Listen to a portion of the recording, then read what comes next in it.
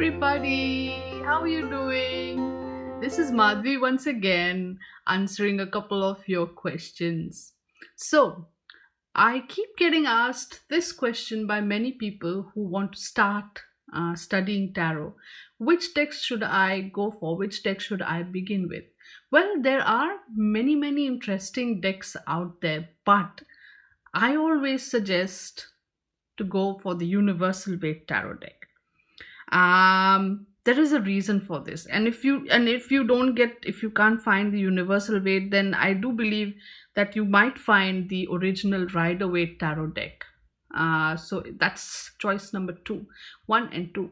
I always suggest that you start with this deck, this set of imagery.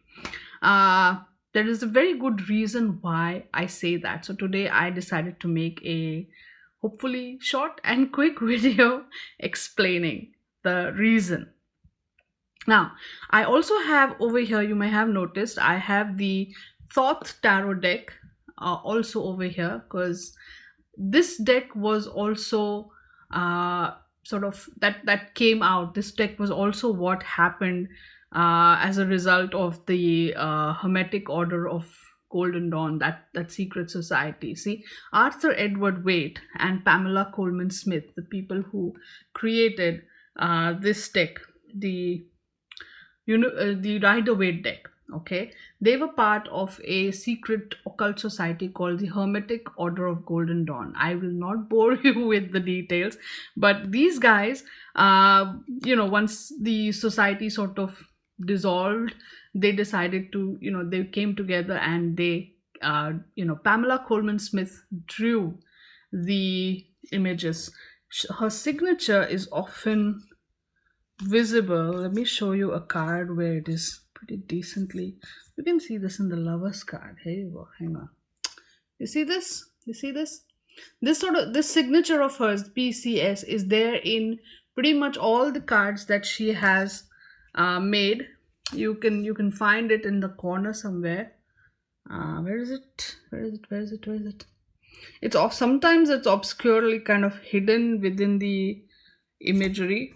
Here you go. See the Magician, the High Priestess.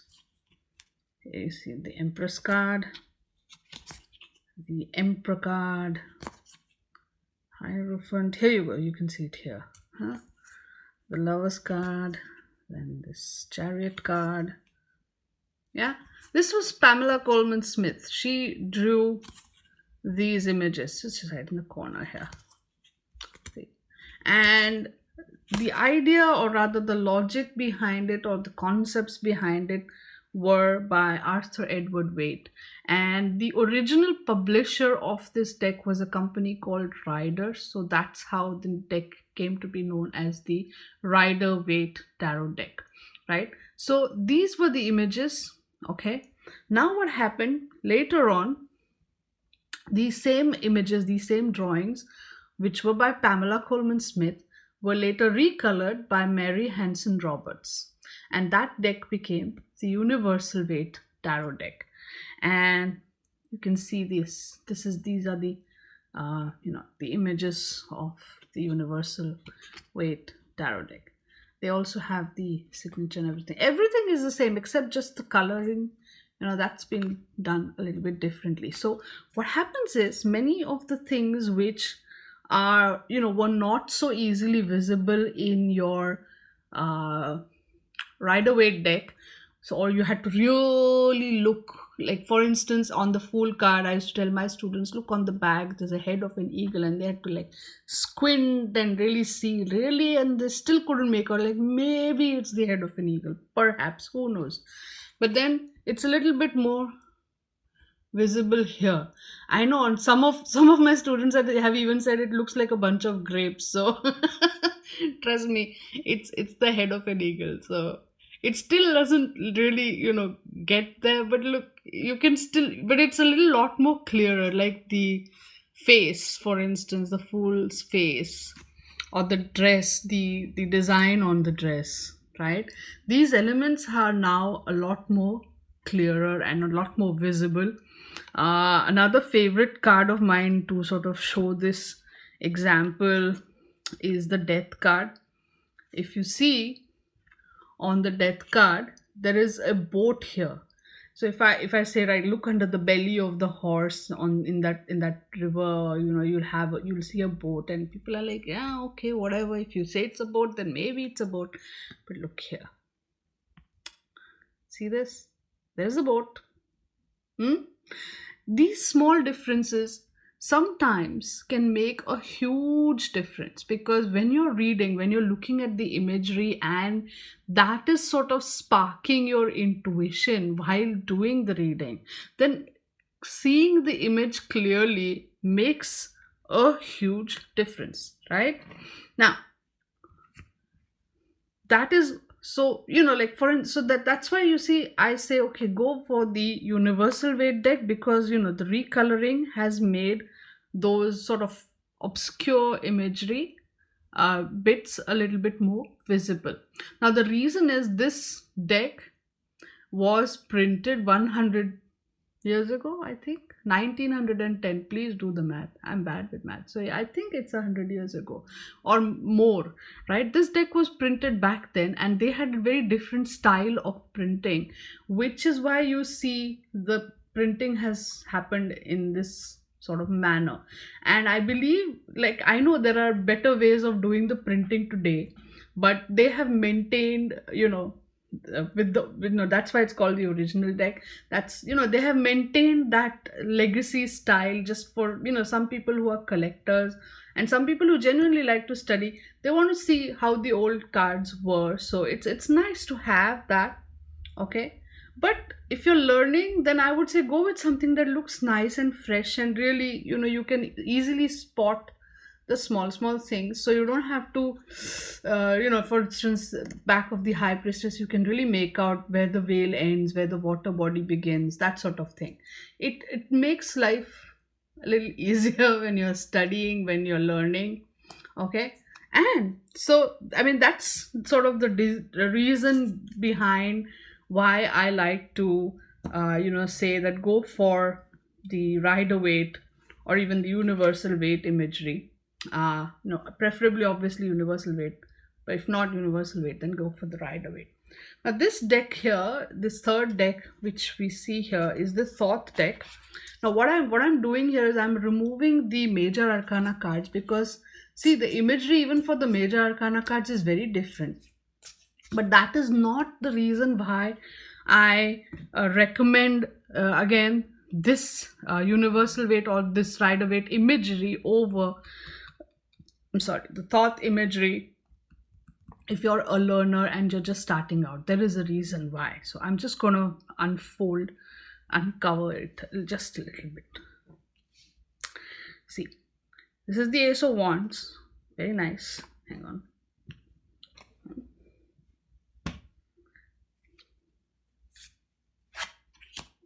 See the Two of Wands now. There's a huge difference, isn't it?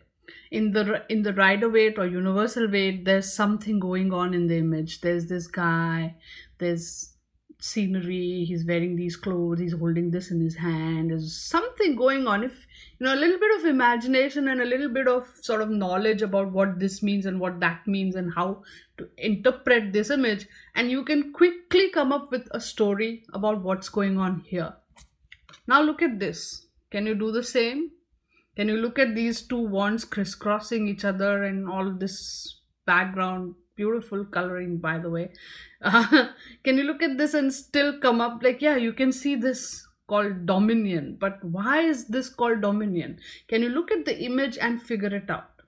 Not unless, like here, you even a little bit of common sense and imagination, you can get pretty far. So you don't even necessarily need a very specialized sort of book to get by. You can, like I said, with common sense and imagination, you can go pretty far with this.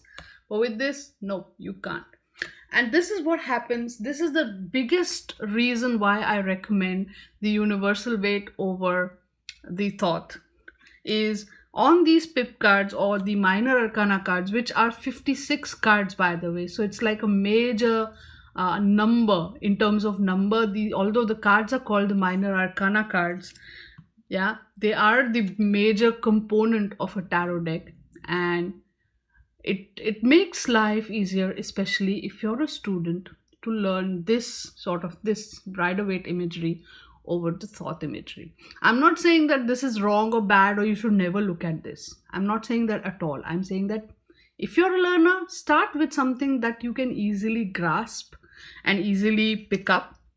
And then when you've spent enough time and your foundations are good, then sure, fly, man. Then learn everything. I have no objections. Personally, I'm like, even I'm learning this deck now. After 10 years, I finally gave in and said, forget it, I'm learning this deck, because I was drawn to this imagery for quite a while and I've always sort of resisted.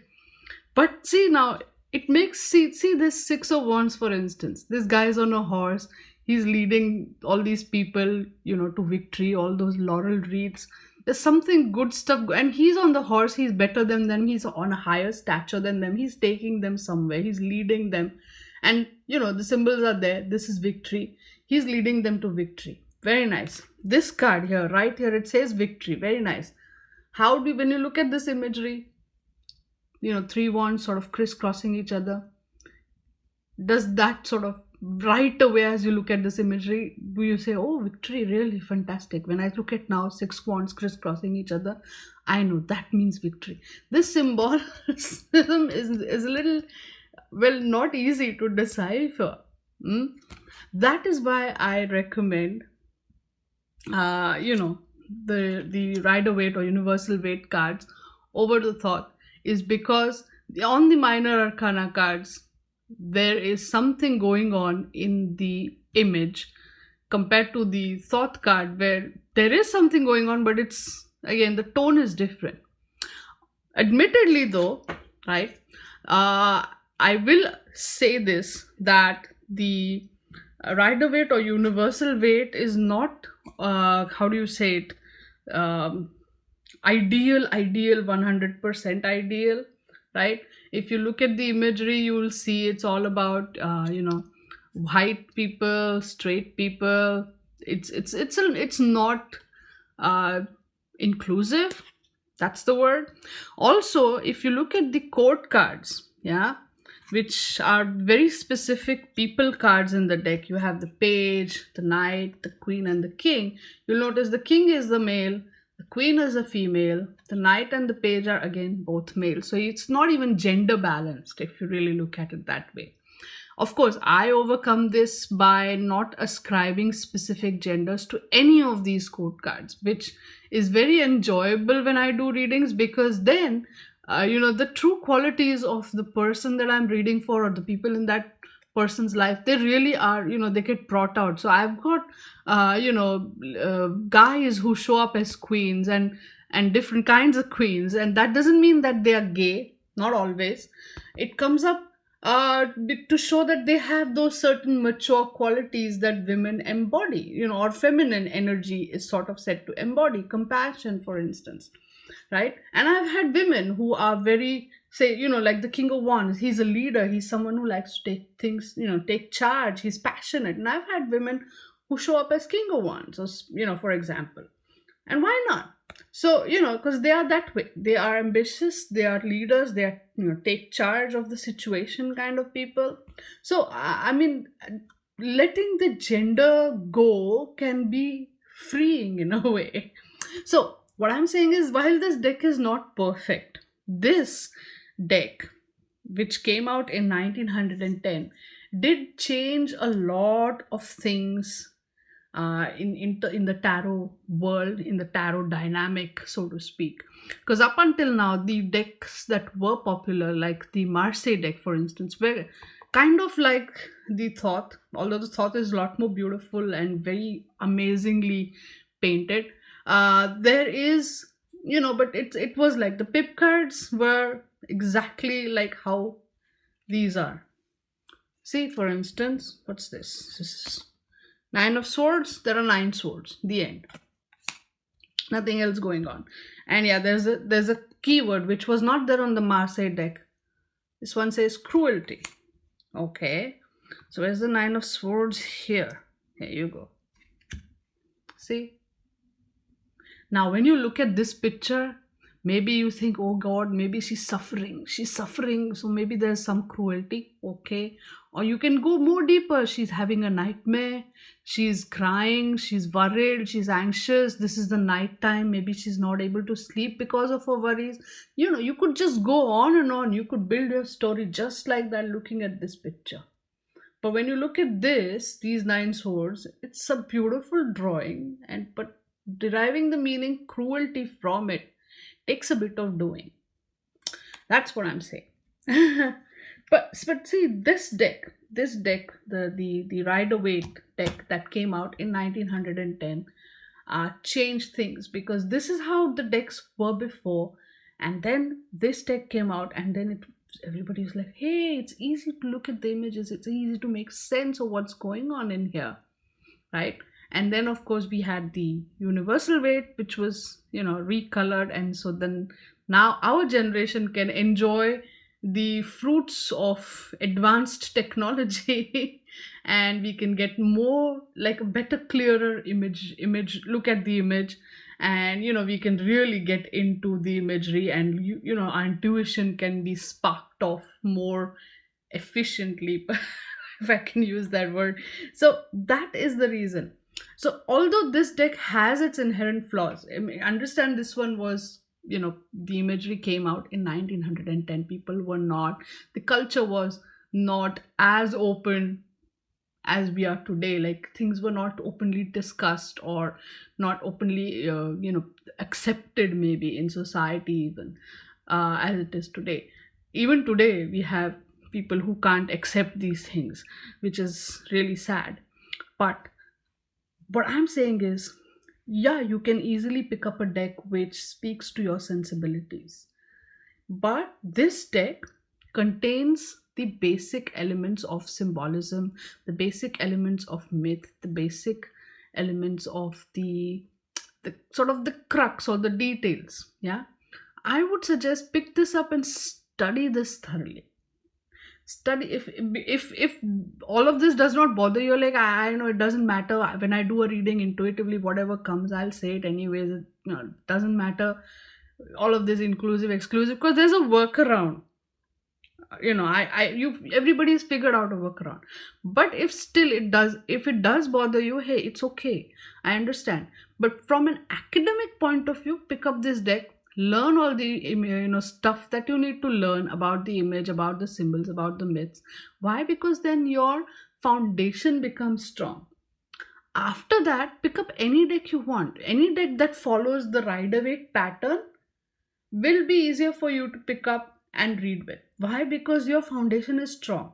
There may be minor changes in the imagery or in the meaning based on the theme of the deck, but that's about it. So you can pick that up from the LWB or the book or whatever, and just go, or you can just look at the image and it'll make sense and you can go with it. So once your foundation is strong, you can really build a house on top of it. But if your foundation is not strong, then I don't know. I don't know. Maybe you have to find a different sort of strong foundation, perhaps. But this is the deck I started with, actually, to be honest. And so I have a little bit of a heart connection. This is my first deck. This is the deck I bought all those years ago in 2006 when I started learning tarot. I still have it, but of course you can make out it's worn. A quick sidebar, when I started, I didn't have a spread cloth. I used to just basically spread them on whichever surface I found, like a table or a mat, and that tended to sort of wear them out a lot faster than the other deck. So, for like, for instance, you can see this wear and tear. You can see this in the Hermit card. I mean, it does give this deck a little bit of an aged look and all of that. But then of course I discovered the universal weight, and then I bought that deck. But so anyway, I'm going all Six of Cups nostalgic. First deck. Hello baby, long time no see. So as I was saying, make your foundation strong, then go with any other deck, which is, obviously Rider-Waite Imagery, which follows the system set down by the Rider-Waite Imagery. You can go with that deck and you can pick it up fairly straightforward, quickly, right? It's easier. It's a smoother transition. Then, of course, later on, if you want to study the Thoth, come back, study the Thoth. I'm not saying no. In fact, this is what happened to me. Like, I've always found myself attracted by these cards, but then I was like, who knows, Aleister Crowley, this, that, a lot of funny stories about the man. Then I finally said, you know what? Forget it. I don't care. I'm interested in this deck, not in all those stories. So I anyway picked it up, and it's not easy.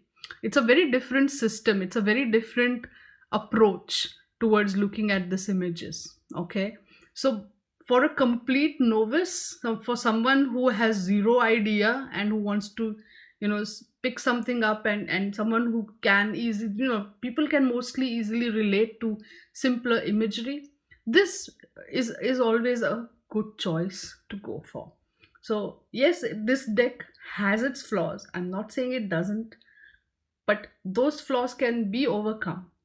Why? Because then you can grasp the basic foundations of the imagery and the logic and the whole thing behind it, and then you can pick up any deck. You can smoothly transition, so learn how to crawl, then walk, then run, then flap your wings, and then fly.